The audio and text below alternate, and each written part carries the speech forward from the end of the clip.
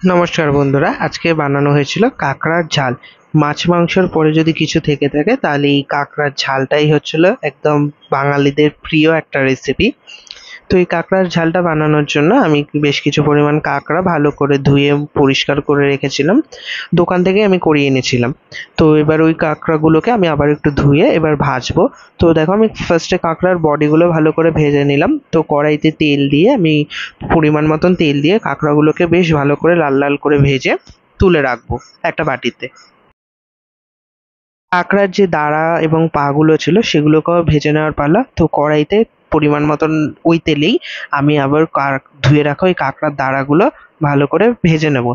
বেশ লাল লাল করে এগুলো ভেজে নিতে হবে, না হলে মশলা ভালো করে ঢুকবে না। আর সাথে আমি একটু দাঁড়াগুলো ভেঙেও দিয়েছিলাম যাতে ভালোভাবে মশলাগুলো ঢোকে। দাঁড়াগুলো বেশ ভালোভাবে লাল লাল করে ভাজা হয়ে গেলে আমি সেই ভাজাগুলোকে এবার তুলে রাখবো। ওই একসঙ্গেই আমি তুলে রেখেছিলাম। কাঁকড়ার ঝালটা তৈরি করার পালা। তো কড়াইতে আমি কিছুই বেশি কিছু ফোড়ন দিইনি, জাস্ট তেজপাতা ফোড়ন দিয়ে তাতে আমি আগে থেকে লম্বা লম্বা করে সরু করে কুচি করে পেঁয়াজ এবং মাংসের ঝোলের মতন আলুগুলো কেটে রেখেছিলাম, ওইগুলোই দিয়ে দিলাম। পরিমাণ মতো পেঁয়াজ এবং আলুগুলো দিয়ে আমি ভালো করে ভাজতে দেবো। এখানে আমি পেঁয়াজগুলো আমি ভালোভাবে ভাজবো, সাথে আলুগুলো ভালো করে ভেজে নেব। পেঁয়াজ আর আলুগুলো বেশ খানিকক্ষণ ধরে ভাজা হয়ে গেলে আমি ওখানে একটা টমেটো ছোট ছোট করে কেটে দিয়ে দেবো। এবার ওই টমেটোগুলো দিয়েও আবারও আমি নাড়াতে থাকবো ভালোভাবে, যাতে পেঁয়াজগুলো ভালোভাবে নরম হয়ে যায়। এবার টমেটোটা ভালোভাবে নরম হওয়ার জন্য আমি অল্প পরিমাণ নুন দিয়ে দিলাম। নুন দিয়ে আবারও বেশ খানিকক্ষণ ধরে আমি কষাবো। এবার কিছু প্রয়োজন মতন গুঁড়ো মশলা দেওয়ার পালা। তো গুঁড়ো মশলাগুলোর মধ্যে পরিমাণ মতন হলুদ গুঁড়ো, ঝাল লঙ্কার গুঁড়ো, ধনে গুঁড়ো, জিরের গুঁড়ো এবং পরিমাণ মতন কাশ্মীরি লঙ্কার গুঁড়ো দিয়ে আমি একটু পরিমাণে জল দিয়েছিলাম যাতে মশলাগুলো ভালোভাবে কষাতে পারি, কড়াইতে না লেগে যায়। এগুলো আমি বেশ অনেকক্ষণ ধরে ধরে কষিয়েছিলাম যাতে টেস্ট আরও বাড়ে। এবং মশলাগুলো ভালোভাবে কষানো হয়ে গেলে আমি একদম শেষে কষানোর একটু আগে আদা রসুনের পেস্টটা দিয়েছিলাম। এতে করে আদা রসুনের কাঁচা গন্ধটাও যায়, কিন্তু আদা রসুনের একটা সুন্দর ফ্লেভারটা থেকে যায়।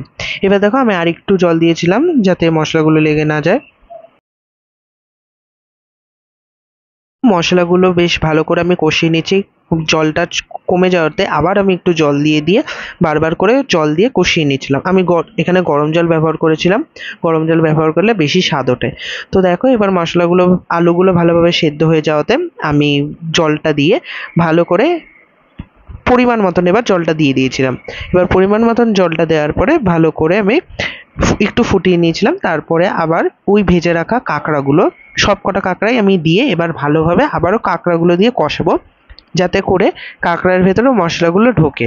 তো এর জন্য দেখো, আমি কাঁকড়াগুলোকে দিয়েও আবারও ভালোভাবে এবার কষাচ্ছিলাম।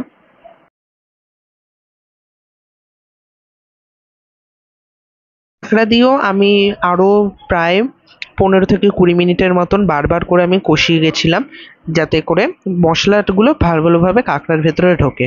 এবং তারপরে একটু গরম মশলার গুঁড়ো দিয়ে দিয়েছিলাম, দিয়ে সেটা দিয়েও আবারও আমি আবার ভালোভাবে নাড়িয়ে চাড়িয়ে নিয়েছিলাম।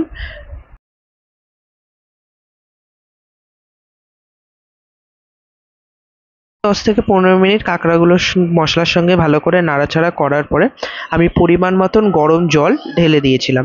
আবারও বললাম, যেহেতু ঠান্ডা জলের থেকে গরম জলটা দিলে বেশি স্বাদ ওঠে, তার জন্য গরম জলটা দিয়েছিলাম। এবার কাঁকড়াগুলো দিয়ে ভালো করে ঝোলটা ফুটতে দেবো। আমি অল্প পরিমাণ জল রেখেছিলাম কারণ যেহেতু এটা গা মাখা।